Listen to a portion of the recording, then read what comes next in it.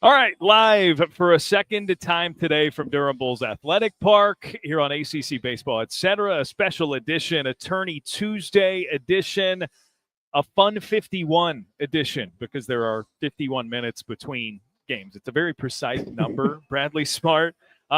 This stream is presented by Academy Sports and Outdoors.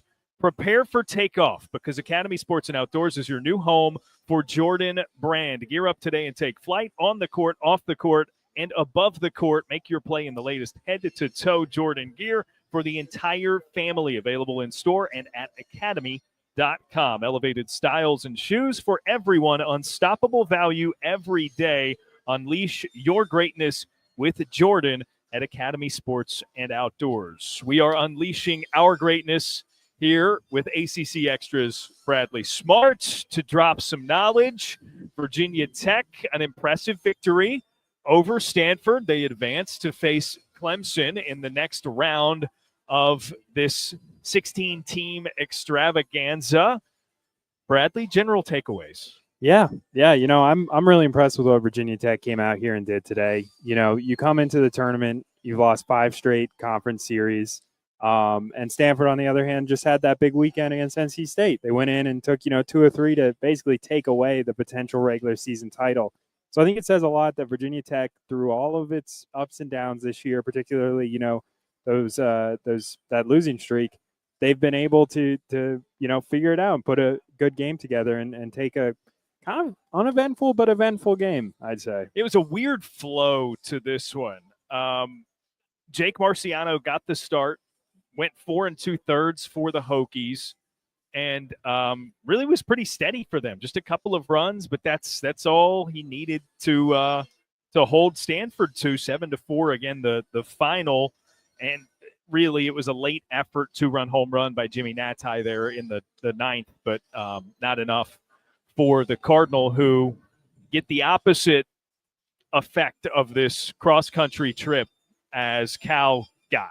So Cal, who actually, it's a quicker trip for Cal because they were not already here. Stanford, you mentioned the NC State series. Stanford was already here. So they did their traveling not quite a week ago, but now will be sent back, and they lose their first ACC tournament game. We're going to talk to Clay Grady, who went 2 for 5, couple of runs driven in.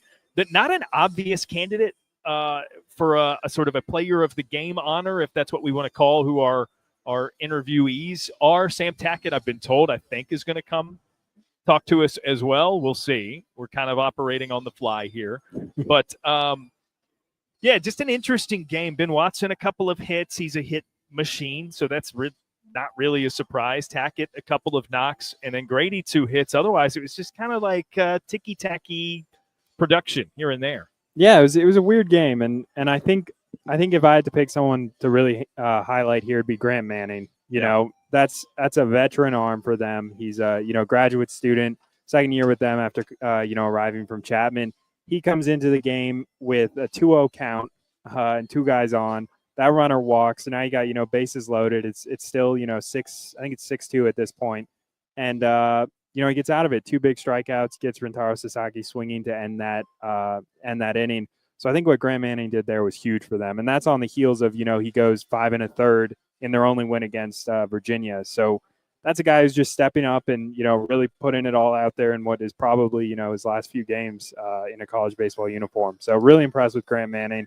And you could tell how much it meant for him when he was, coming off the mound there. Yeah, no, I think that's a good note, good one to point out. Manning 2 2/3, 2 hits, 2 runs on 2 hits, I should say, 6 strikeouts. I mean, just he looked good. He looked good, and it's something to think about too with these early games. Teams being able to get victories without emptying the cupboard. And granted, there's a scheduling thing there that we've heard some teams talk about in the next couple of days. They're basically going to treat it like a staff day, especially if they already are presumed to be in the field of 64, right? Louisville is about to do that very thing against Pitt. Duke, I think, is going to do that as well and not get off track necessarily from their pitching schedule. So, the bright side for Virginia Tech, in addition to a victory, is they still got Brett Renfro to use at some point this week. Yeah, I think that's the big thing. Starting with, you start a freshman in a do-or-die game. Like, that says a lot about how much faith and confidence they have in him. And, he delivered. And I think it was one of those starts where, 4 and 2, like, the stat line doesn't jump off the page at you. I think he had 5 strikeouts, but he didn't walk anyone. And he went the longest he's gone since mid-April. So I think you get that from your freshman. And then, maybe you don't want to use all the guys you used. But, I think Manning threw 45, Lejeune threw 33, but Crowell, their best reliever, arguably, only 10 pitches, kind of a short stint there. So I think they feel pretty good. Like, your hope is tomorrow against Clemson, you bring Renfro and you get it to Crowell at the end. You get a, career kind of start from Renfro, because that's what they need to do. They need to keep winning to have any shot at, continuing their season. Crowell, by the way, from Franklin County, Virginia, where your boy used to be a resident. Shout out Callaway, Virginia. It is way back in the middle of nowhere. All right, so it really shapes up to be an interesting next set of games, because Cal earlier this morning moved on to face Wake, and then this is Clemson's opponent. As we've got our guys here, what do you think, John? One at a time. What are we thinking? One at a time. All right, come on. Clay, get over here. It's on the fly. Throw those on. Yep. Good game. Thank you. All right, Virginia Tech infielder Clay Grady is with us. Scoot over here. We're gonna we'll squeeze you in. That's the camera we're using. Okay. So, one more, Bradley. Yeah. There we go. I love it. We're just doing this on the fly. It's live. Why not? There we go. All right. That had to feel good, right? That's a really good win. I was talking with you guys' radio guy, Evan Hughes, prior to the start of the game, and that the producing runs had become something of an emphasis over the past couple of weeks, right? It's just like, for whatever reason, guys get left on, and you guys really, it was a sort of a weird game, but you guys found ways to push runs across. Mm-hmm. How did you see it? Yeah, like you said, weeks before, we weren't really getting the big hit. We were getting, 11, 12 hits a game, which is a lot, but it was in times when there wasn't runners on. It'd just be like hard hit single, another one, and then we just couldn't, get that big hit. And today we did it with runners on. That's the big difference there. But yeah, we played good defense. Grant Manning did great against, as I guess hometown team right there in California. So yeah, it was a good game all around. I'm going to follow up on Grant. What does this dude mean to this program? It's one of the older guys. Going out at some point, right? It's the end of his college career, and giving it all the way that he did. What does he mean to you guys, just as guys, as a program, and how does that align with your identity as a team? Yeah, he's got a lot of personality. He's always a guy that's going to, be behind his teammates. Like you said, this is his 6th year of college baseball. He started out at a D3, which, you got to love the game a lot to be at that level and, grind through it. And he worked his way to the ACC level, which is arguably, the best league. And, he's always behind his guys. He trusts his defense. He lets us work. But when his stuff's good, we don't really need to be out there like you saw today. Fan 6, right? He just, yeah. And when his stuff is good, man, it's really good. So yeah, but amazing guy, not just amazing player. And he's huge to holding this group together, especially on the pitching side of things. Yeah. And talking, about you're facing Volchko to start. You guys are squaring him up a lot, but you kind of enter that 6th inning. You're in a tight game. That's when you chase him.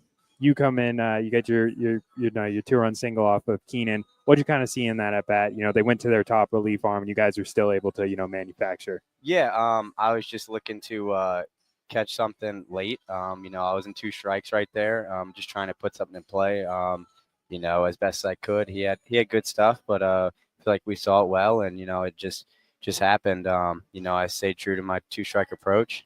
Seeing stuff late, found stuff off. And then got one and, got it out there.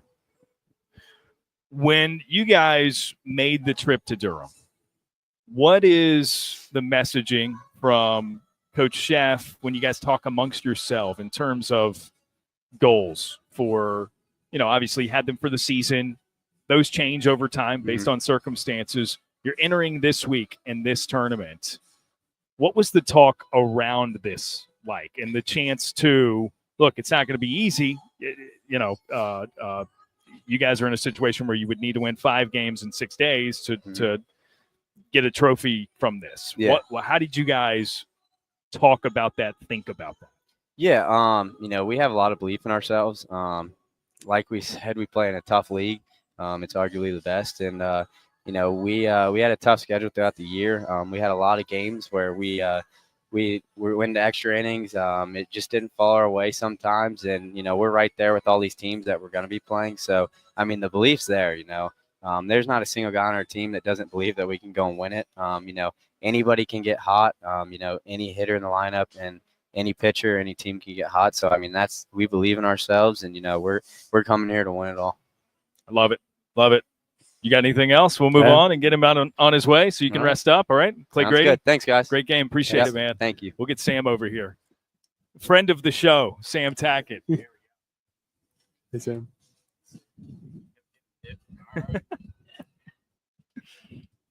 All right. Let's get him in frame here. Am I good? You're good. All right. You're good. Welcome back to the show. Mhm. That's got to feel good, right? Yeah, for sure. Offense starting to get some runs across with men on. Is there anything different from a game like that as opposed to some of the games in the past couple of weeks we were talking with Gray about where it didn't feel like the big hit was coming? Does anything change, or is that's just baseball? I felt like the past couple of weeks, we were all over the barrel. Just baseball happens, hit line drives, getting caught, dudes making diving plays in the outfield. Like, that's just how it goes. But today I thought we had some really, really good at bats off the starter, who's really, really good. Yeah, he has good stuff. But I thought we had a good plan going into today, and we executed on it. So it was good to be able to see that happen for us today. Yeah. What'd you see from Joey Bolchko of Stanford as a starting? It's great stuff. What was your approach? And obviously it panned out. Really everything with him is moving away from me. So I kind of got up on the plate because, you're really going to have to hit something that's 93 to 98 that's moving away from you like that. So, he sprinkled in a couple changes to me, but I saw those pretty good. But just being able to stay on, keep my head down, and shoot it to the right center gap. So that was my approach with him. Love it. Yeah, and I got to ask, how have you been able to, adjust on the fly to playing, right field, center field, I think even left field, first base today? Like, infield and outfield, very different positions. You've obviously came in as, more of an infielder, did a ton of work. Like, when I last talked to you, pretty early in the season, you were talking about how much work you put in to, get better jumps in the outfield.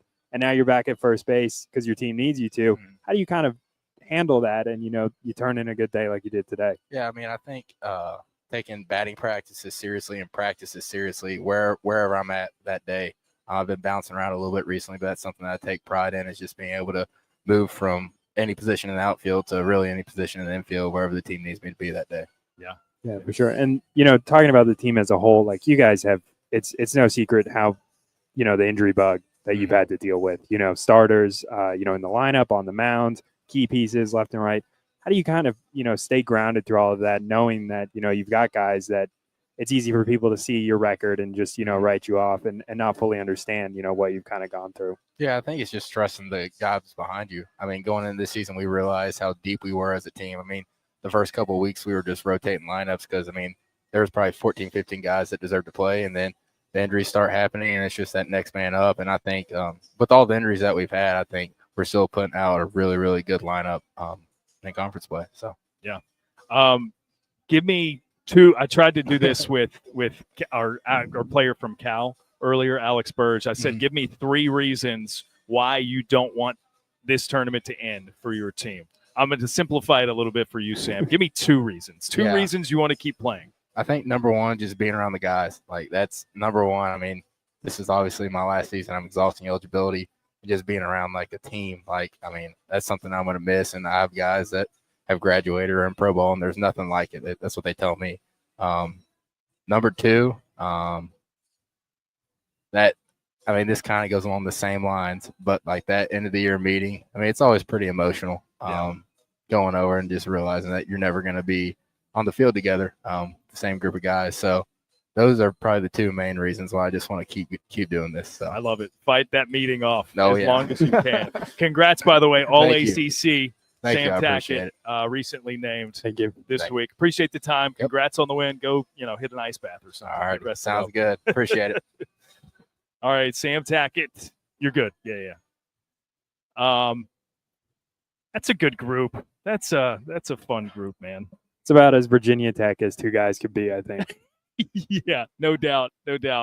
And you've obviously talked to Sam. Sam was on the show not that long ago talking about his season, and I just love that he sort of just like depressurized everything for himself coming into this season. Didn't even play summer ball last year, and it changed everything, right? He's just playing loose, and it feels like if Virginia Tech is going to be a team that hauls off 5 wins here in Durham this week, or maybe 4 and gets to a final, or 3 and gets to a semifinal, either would be considered a good run. It's going to take that, right? The embodiment of, all right, let's just play loose because we got nothing left. Yeah, and I think that what Sam did, what he said to me back in near the start of the year, where it's just I get to play baseball, like that's what I get to do. Like I got to take sort of a load off and just do what I can do. And I think it's been so great to see. And I think especially like he hit, he was one of the hottest hitters in the country,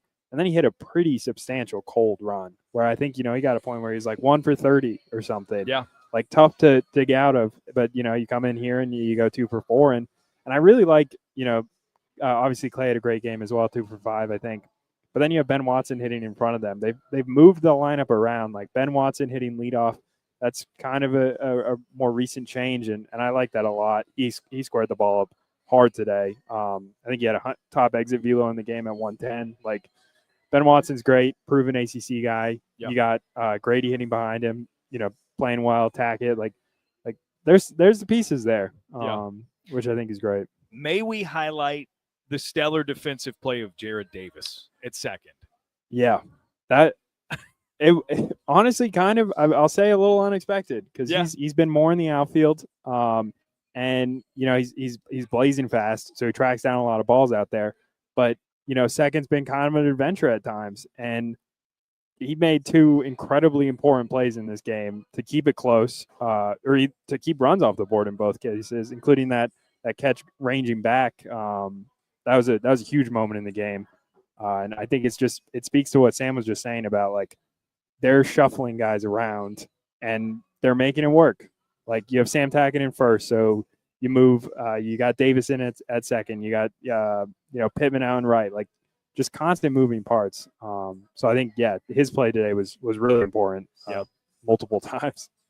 Let's while we've got a moment before we get to the next game, which is Pitt and Louisville, let's kind of put a bow on Stanford's season, right? This is not going to be a team that's going to make an NCAA regional. They needed to do more damage this week if that was going to be the case. Just a really fascinating team from start of the season to end of the season. Fit and I talked prior to this game that both Virginia Tech and Stanford were teams that at one point were ranked throughout the year. So you saw sort of the peaks and valleys for both of them. I think there might not have been a greater peak than Stanford's first couple of ACC weekends. And then from there, I don't know exactly what it was that took its toll, but a toll was taken on the Cardinal, and they didn't win another ACC series until, the finale against NC State. Yeah, no, it's definitely a weird season for them. And I mean, you go back to this, if you go back to the start of the year, the reason to be high on Stanford was that weekend rotation. Yeah. It was a couple of things, but mainly it was they're going to trot out 3 guys that can give you 6 innings. And that alone, we had, I think in our preseason rankings, we had 3 of them in, the top 100. Yeah. They had the best rotation by our, ad hoc rankings in the conference. And so you have that. And then you have a lot of guys coming back that are pretty proven. They had some ups and downs last year, obviously, but you bring those guys back. So you're starting to think, okay, they're probably going to hit a little. They're going to pitch pretty well. And then they got these really dynamic freshmen, like guys that, high-end recruits. And it's like, okay, this is going to all kind of gel. And it did to start. But even when it did, there were the signs that if you were really looking closely, we probably, hindsight's 2020. Yeah. But you're looking closely at those series wins. Some of the starters weren't throwing that well. They weren't giving length. They were, sort of battling some things. And as the season went on, they really got down to just the one sort of reliable in Volchko, like giving them innings, and then the bullpen had to eat up a lot, and you just get this like snowball effect. So I think it's one of the more bizarre years in the country, I'd say, because that series win over North Carolina is one of the best series wins you could have in the whole ACC. Yeah. And they did it on the road. Especially, now hindsight is 2020. Hindsight says North Carolina is number 3 in the country entering conference tournament week, right? Yeah, it's a huge series victory, and then sweeping Duke the next week. We thought we had a really, really good Cardinal team on our hands, and man, I wish I couldn't say that about more teams in the ACC. Yeah. And a part of it with Stanford too is like it's injuries. Like they lost one of their key freshmen for 30-something games. They lost a couple other pieces in the lineup for different stretches. They started pressing a bit, and we get down to Volchko being the guy. And part of the reason you sort of saw him out there so long today, even when there were moments where it was like they're squaring him up. Like these are 100-mile-an-hour exit velos consistently. Like they're barreling him. They're seeing him pretty well. They tried to get every last drop out of that start, and that kind of sums up the year down the stretch. Because the fascinating thing about that NC State series is Volchko threw 2 innings in the opener.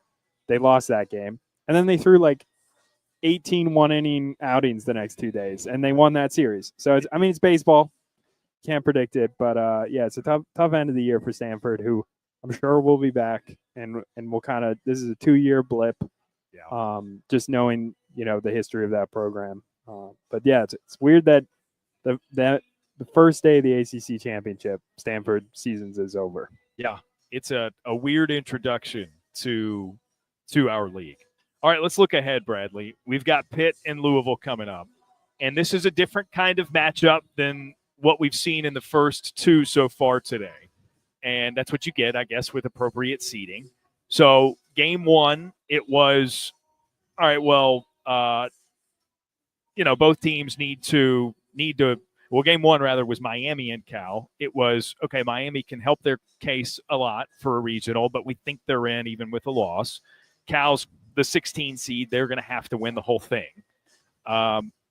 This last game here, Stanford and Virginia Tech, both teams really need to win some games if they're going to make their way into a regional, right? So Virginia Tech gets the win.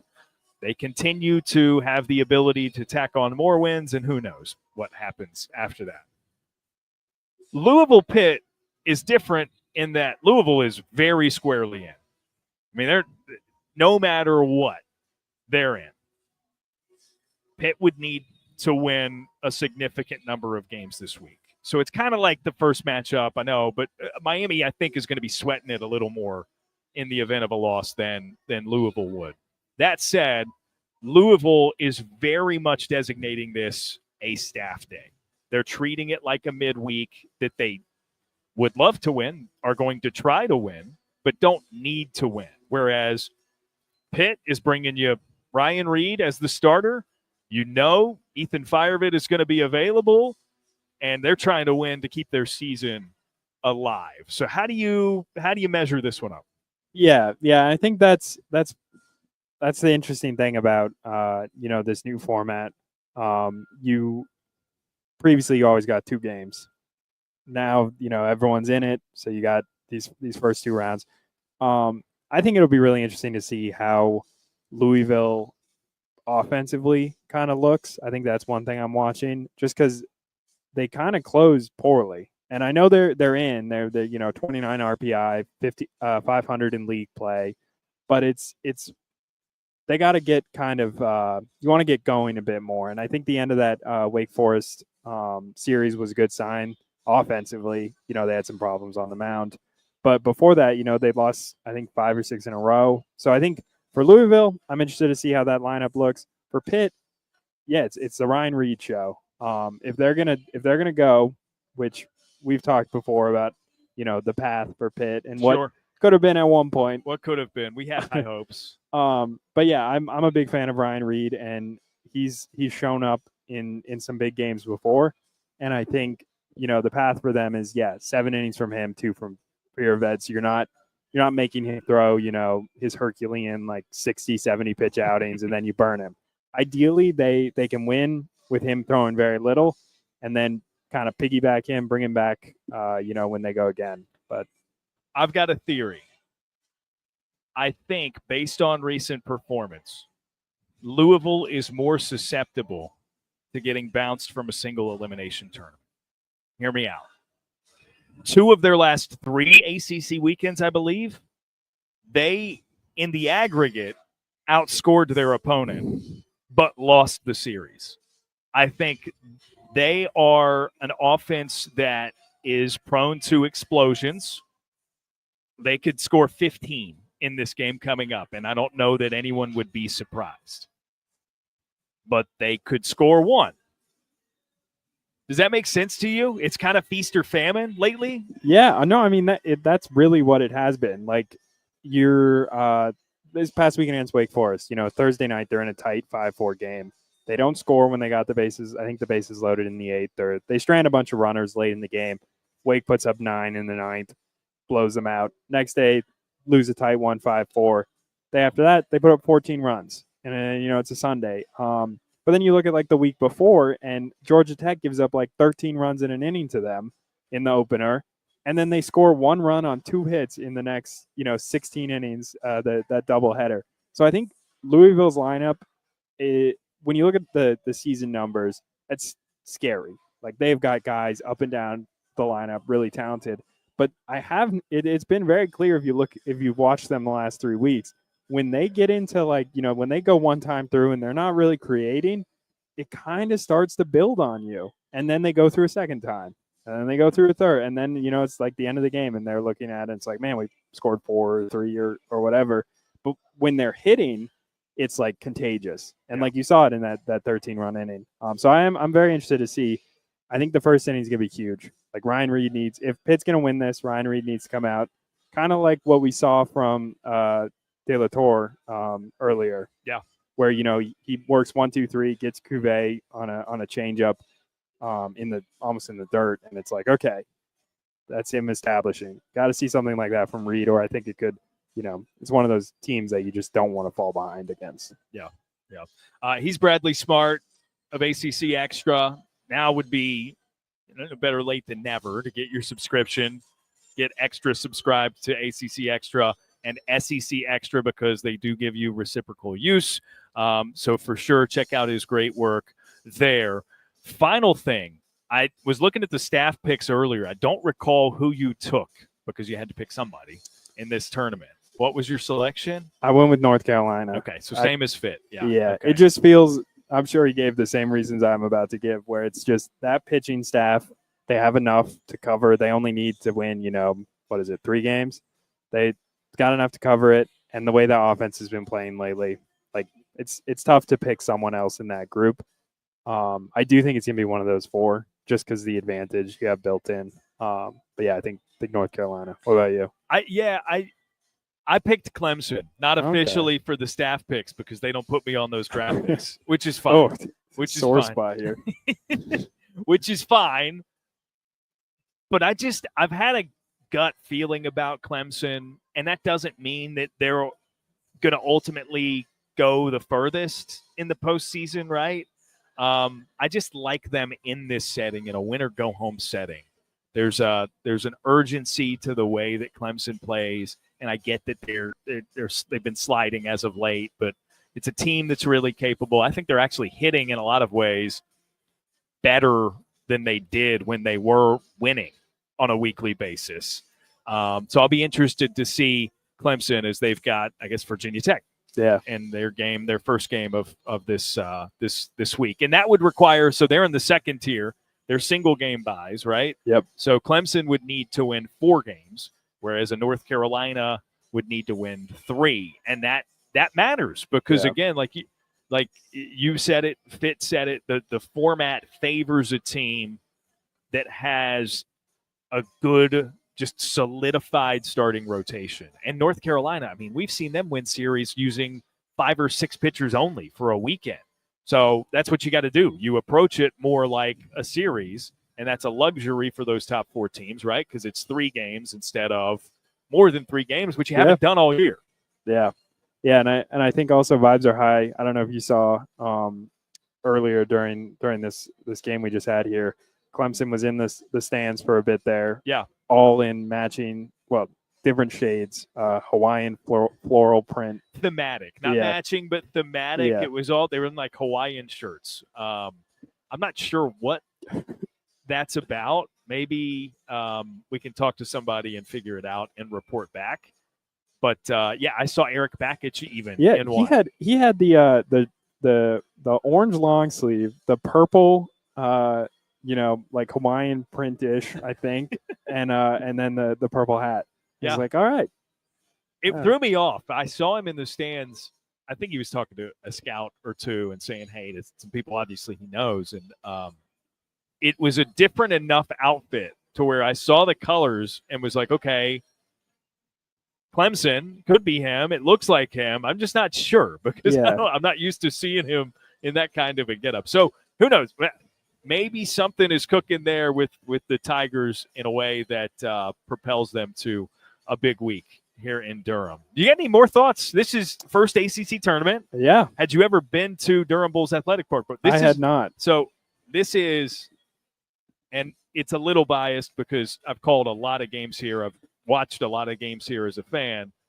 One of my favorite places on planet Earth. So I love that this tournament is here at least part-time, and love that you're getting to experience it for the first time. So anyways, any introductory thoughts between you and the ACC championship? Hit bowl, win steak. Yes. Yeah. No, I love this park. I've been here a day and I love it. I got in early yesterday and I was walking around killing time till I could get into my place. And I walked by the old Durham Athletic Park where, some ACC teams were practicing yesterday. It was really cool to see that. Where also the movie Bull Durham was filmed. So I've been sending a lot of pictures from different places to, my folks. They've got an exhibit down the elevator by where we, come in to get up here. They've got the actual stuff from the movie. So I think that's been really cool. As for the actual, job that I'm doing here, it's been great. There's just so many great people in this league, from broadcasters to SIDs to, coaches, players. So it's just so great to get to see everyone, talk to everyone, and watch, just nonstop baseball. We're halfway through the day. We got 2 more games to go. Unbelievable. If you're on the West Coast and you're still watching after taking in Cal and Stanford with your morning coffee, brace yourself because we're gonna be here all day. That's it for us for this post game stream. We got another one coming your way after the conclusion of Pitt Louisville. So check your feeds. It'll come at you the same way as this one. Bradley and or Aaron Fitt will be with me for that one. We'll see. You'll find out. I will leave you in suspense. Right? Okay. Someone will be there. I will be here. Someone else will be here to accompany me, and we will talk to at least one player from the winning team. That's been a lot of fun today as well. All right. Thanks for joining. One more coming your way after Pitt and Louisville concludes. Enjoy the game. Stay right there wherever you are watching the game. I guess you can take this with you too. Maybe you're doing it on the same device. I don't know. Anyways, ciao. We'll catch you here in a bit, in a few hours.